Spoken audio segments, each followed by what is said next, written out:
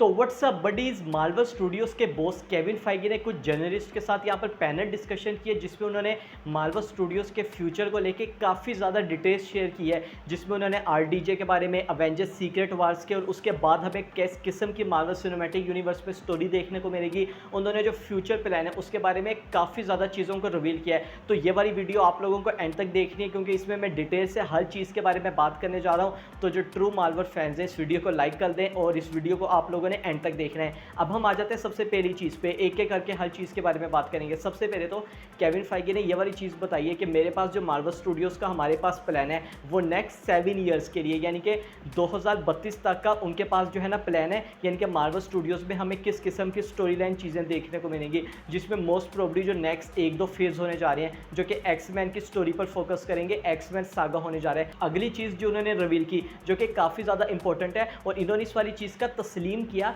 कि Avengers end game के बाद हमारा जो फोकस है वो वहाँ पर क्वांटिटी का रहा था ओवर क्वालिटी। यस, यानी कि क्वांटिटी ओवर क्वालिटी हमने जो है ना इधर प्रायोरिटी दी थी। उन्होंने इस वाली चीज़ को रियलाइज़ किया जो कि पर्सनली मुझे तो काफ़ी ज़्यादा अच्छी चीज़ लगी। यहाँ पर उन्होंने ये बोला कि डिज्नी प्लस का हमारे ऊपर प्रेशर भी था कि हमें जो है ना काफ़ी ज़्यादा शोज़ चाहिए, स्ट्रीमिंग शोज़ चाहिए, तो इस वजह से हमें ये वाली चीज़ करानी पड़ी। इधर उन्होंने ये भी बोला कि उस टाइम जो है ना यहाँ पर ये जो पूरी सिचुएशन थी वो मेरे लिए काइंड ऑफ होमवर्क वाली फीलिंग आ रही थी। और यार ये काफ़ी ज़्यादा जो है ना उन्होंने इंपॉर्टेंट लाइन बोली है कि अगर केविन फाइगी का ये बोलना कि उस टाइम में यानी कि हमें जो पोस्ट एंड गेम का टाइम देखने को मिल रहा था उसमें डिज्नी प्लस के शोज़ को लेके मेरे लिए होमवर्क वाली यहाँ पर फील आ रही थी। तो आप लोग खुद समझ गए होंगे कि कितनी ज़्यादा जो है ना यहाँ पर ये एक मुश्किल और काफ़ी ज़्यादा इंपॉर्टेंट यहाँ पर चीज़ है। अगली चीज़ जो उन्होंने यहाँ पर रिवील की अपना कॉन्ट्रैक्ट के बारे में बोला कि मेरा जो डिज्नी के साथ यहाँ पर कॉन्ट्रैक्ट है वो यहाँ पर जो है ना सिर्फ 2 साल का ही रह गया, इस वाली चीज़ को बोला। तो ज़्यादा इन्होंने इसके बारे में बात नहीं की, मगर यार ये तो वैसे ही बात है कि कहना कि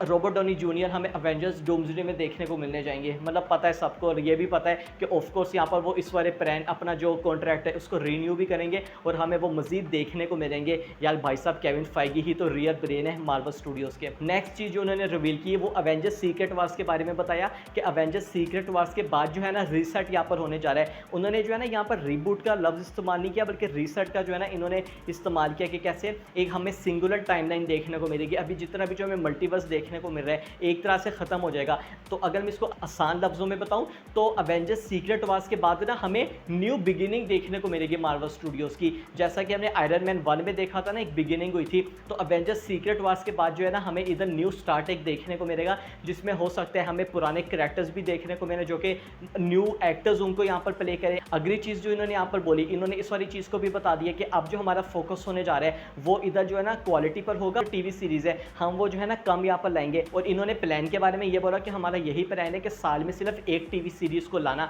जो कि मेरे हिसाब से काफ़ी ज़्यादा अच्छी चीज़ है। एक साल में एक टीवी सीरीज़ बहुत है। नेक्स्ट चीज़ इन्होंने स्पाइडरमैन को लेकर काफ़ी ज़्यादा चीज़ों को रिवील किया। स्पाइडरमैन के बारे में इन्होंने सबसे पहले तो ये बता दिया कि जॉन बर्टन का कैरेक्टर हमें पनिशर स्पाइडरमैन में देखने को मिलने जा रहा है। तो ये ऑलरेडी रूमर्स आ चुके थे, कोई यहाँ पर इन्होंने एक सरप्राइजिंग वाली चीज़ नहीं बोली, रूमर्स इस वाली चीज़ के ऑलरेडी आ चुके थे। ये भी जो है ना इन्होंने इस वाली चीज़ को कह दिया और हमें स्पाइडरमैन और पनिशर एक साथ देखने को मिलेंगे। नेक्स्ट चीज़ जो इन्होंने रिवील की ये भी बोला कि जो स्पाइडरमैन की मूवी होने जा रही है स्पाइडरमैन ब्रांड न्यू डे, इसमें जो स्पाइडरमैन है ये हमें प्रॉपर स्पाइडरमैन इसमें दिखाया जाएगा। इनका कहने का मतलब ये था, इससे पहले जो हमने स्पाइडरमैन की 3 मूवीज़ देखी थी उसमें हमें काइंड ऑफ जो स्पाइडरमैन देखने को मिला था वो थोड़ा प्री मेच्योर में था। स्पाइडरमैन नो वे होम में देखा वो थोड़ा मेच्योर स्टेट में आ गया, रियलाइज़ होने लग गया कि जो मेन लाइन है with great powers come great responsibility, उसको रियल मीनिंग पता लगा। तो अब यहाँ पर ये जो स्पाइडरमैन की मूवी आने जा रही है इसमें हमें ट्रू यानी कि रियल स्पाइडरमैन देखने को मिलेगा, जब यहाँ पे जो टॉम हॉलैंड का पीटर पार्कर है वो स्पाइडरमैन बनेगा। और स्पाइडरमैन को लेके इन्होंने इस वाली चीज़ को भी बोला कि स्पाइडरमैन की जो मूवी है ये हमें स्ट्रीट लेवल में देखने को मिलेगी, यानी कि जो स्पाइडरमैन है वो स्ट्रीट लेवल जो क्रिमिनल्स है उनको यहाँ पर मार रहा है और इसका सेंस बनता भी है क्योंकि हमें जो पनिशर है वो भी देखने को मिल रहा है इस वाली मूवी में। यंग अवेंजर्स को भी टीज करते हुए बोला, इन्होंने ज़्यादा डिटेल्स शेयर नहीं की मगर इनका बेसिकली केविन फाइगी ने ये बोला है कि अभी जो है ना हमारा इस टाइम इतनी ज़्यादा अर्ली स्टेज पर है, हमने कोई इतनी ज़्यादा उस पर डेवलपमेंट नहीं की, मगर हमारा प्लान है कि जो यंग अवेंजर्स का प्रोजेक्ट है उसको ज़रूर लेके आना, मगर इतनी ज़्यादा उन्होंने डिटेल्स इसके बारे में शेयर नहीं की। इसके बाद इन्होंने डॉक्टर डूम पे केविन फाइगी ने काफ़ी ज़्यादा डिटेल्स के बारे में बात की और ये वाली डिटेल मुझे तो इन सब सारी चीज़ों पे सबसे ज़्यादा इंपॉर्टेंट लगी। इन्होंने ये बोला कि हमारा जो डॉक्टर डूम को मेन विलन लाने का, सो आप लोगों को पता होगा ना कि अवेंजर्स इस डॉक्टर डूम से पहले हमें जो क्वांटममेनिया मूवी देखने को मिलने जा रही थी जिसमें कैंग द कॉन्करर था, वो मेन विलन होने जा रहा था। तो उन्होंने बोला कि Antman and the Wasp Quantumania से पहले ही हमारा जो मेन फोकस है वो यहाँ पर शिफ्ट हो गया था, हमें जो कैंग देखने को मिल रहा है उससे टू डॉक्टर डूम। और इन्होंने इस वाली चीज़ के बारे में भी बोला कि रॉबर्ट डॉनी जूनियर से जो हमारी कन्वर्जेशन स्टार्ट हुई थी कि कैसे वो डॉक्टर डूम का कैरेक्टर प्ले कर सकते हैं, ये हमारी उसी वक्त हुई थी, यानी कि जब Antman and the Wasp Quantumania आई थी ना, तो उसके दौरान ये सारी बातें हैं, यानी कि ये जो सारी कन्वर्जेशन है रॉबर्ट डॉनी जूनियर के साथ मार्वल स्टूडियोज़ की, वो हमें इधर देखने को मिली थी। मगर ये वाली चीज़ का कहना कि एंटमैन एंड द वास्प के टाइम से ही जो मार्वल स्टूडियोज़ है उन्होंने यहाँ पर ये प्लान कर लिया था कि सही है, फ्यूचर में जो है ना हमारा डॉक्टर डूम मेन विलन होने जा रहा है। तो इसके बाद केविन फाइगी ने काफ़ी ज़्यादा कैरेक्टर्स के बारे में बात की, हमें जो जितने भी कैरेक्टर्स देखने को मिले जैसा कि मून नाइट हो गया, इटर्नल्स हो गया, इसके बारे में केविन फाइगी ने ये बोला है कि इनमें से कुछ कैरेक्टर्स रिटर्न करेंगे, कुछ नहीं करेंगे। इन्होंने यहाँ पर मून नाइट कैरेक्टर के बारे में बात की कि वो हमें जो है ना रिटर्न करता हुआ दिखाई दे सकता है, मगर इन्होंने साथ ये भी बोला है कि काफ़ी ज़्यादा ऐसे कैरेक्टर्स हैं जो कि रिटर्न नहीं करेंगे। अब इन्होंने नाम तो नहीं दिया, मगर मुझे पता नहीं, ऐसी फीलिंग आ रही है कि इनका जो इशारा है ना वो इटर्नल्स की तरफ था, क्योंकि ज़्यादा देर पहले नहीं, 1 साल ही हुआ होगा या 1 साल भी नहीं, 8-9 महीने ही हुए होंगे इस वाली चीज़ को। केविन फाइगी ने बोला था कि काफ़ी ज़्यादा जो है ना ये अच्छी चीज़ होगी कि अगर इटर्नल्स की कास्ट दोबारा से रिटर्न कर लेती है किसी भी तरह से। तो मुझे ऐसी फीलिंग आ रही है कि इटर्नल्स के जो हमें कैरेक्टर्स देखने को मिले थे ना, ज़्यादातर हैरी स्टाइल्स का हमें मिड क्रेडिट सीन में कैरेक्टर देखने को मिला था, और इटर्नल्स की जो वैसे भी कास्ट है उसमें से हम जो है ना ज़्यादातर कैरेक्टर्स को अब मे बी MCU फ्यूचर में काफ़ी देर तक ना देखें। इसके बाद केविन फाइगी ने जो हमें मूवीज़ देखने को मिली है रिसेंट में, captain America the winter soldier हो गया, इसके फ्लॉप होने की बात की आप लोगों को पता होगा कि ये वाली मूवी जो है ना बॉक्स ऑफिस पर इतना ज़्यादा अच्छा बिजनेस नहीं कर पाई थी, और केविन फाइगी ने जो इसकी रीज़न दी है आप लोगों को ये सुननी चाहिए। केविन फाइगी ने ये बोला कि इसकी फ्लॉप होने की मेन रीज़न ये थी कि हमें इसमें क्रिस इवेंस नहीं देखने को मिले थे, यानी कि उनके एब्सेंट का होना ना इस वाली मूवी को एक फेलियर मूवी बना देता है, और ये वाली मूवी उतना अच्छा बॉक्स ऑफिस पर नहीं यहाँ पर कर पाई थी। इसके बाद इन्होंने थंडरबोल्ट्स के फेलियर के बारे में भी बात की। आप लोगों को पता होगा कि थंडरबोल्ट्स भी हमें बिल्कुल भी इंप्रेस, मतलब मूवी अच्छी थी मगर बॉक्स ऑफिस पे ये वाली मूवी उतना अच्छा बिजनेस नहीं कर पाई। और इसका जो इन्होंने आंसर दिया ना, काफ़ी ज़्यादा जो है ना ये ऑनेस्ट आंसर है, और उनकी बात को जो है ना ये प्रूव भी करता है कि उनका माइंडसेट क्या है। सबसे पहले इन्होंने ये बोला कि ये वाली मूवी इसलिए फील हुई थी, जो काफ़ी ज़्यादा फैंस है उनको लगा कि सही है, हम इसमें जो कैरेक्टर्स देखने को मिल रहे हैं ना, हमें इससे पहले जो है ना होमवर्क करना पड़ेगा। आप लोगों को याद होगा भी मैंने होमवर्क वाली चीज़ बोली ना कि केविन फाइगी को ये लगा था कि यार अब इतने ज़्यादा सीरीज़ हैं, इतने ज़्यादा शोज़ हैं, तो इस वजह से जो है ना फैंस उनको लगा कि अच्छा यार थंडरबोल्ट्स है, हमें जो है ना पहले हर सीरीज़ देखनी चाहिए, हमें हर शो देखना पड़ेगा, उसके बाद जो है ना हमें ये वाली मूवी देखनी पड़ेगी। तो इस वजह से ये वाली मूवी फ्लॉप हो गई, और ये यहाँ पर एक रीज़न थी। मार्वल स्टूडियोज़ वाले शोज़ को ये कह रहे हैं हम सिर्फ शोज़ तभी लेके आएंगे जब हमें लगेगा कि अब जो है ना कोई इंपॉर्टेंट यहाँ पर चीज़ है, और साल में जो है ना मिनिमम एक ही शो हमें देखने को मिलेगा। इसके बाद केविन फाइगी ने ग्रैक्टस को लेके भी चीज़ें रिवील की, जिधर उन्होंने ग्रैक्टस को ये बोला कि हमारा शुरू से यही मिशन था कि ग्रैक्टस को ना जाइगेंटिक यहाँ पर दिखाना, जितना बड़ा हो सके। और जो डायरेक्टर है मैट शैकमैन, उनकी भी यहाँ पर ये विजन था कि कैसे इस वाले जो हमें कैरेक्टर है उसको यहाँ पे काफ़ी ज़्यादा सुपर और बड़े साइज़ का दिखाना। ब्लेड को लेके केविन फाइगी ने यहाँ पर चीज़ों को रिवील किया है, और ब्लेड को लेके सबसे पहले तो इन्होंने ये बोला कि इसके हमें काफ़ी ज़्यादा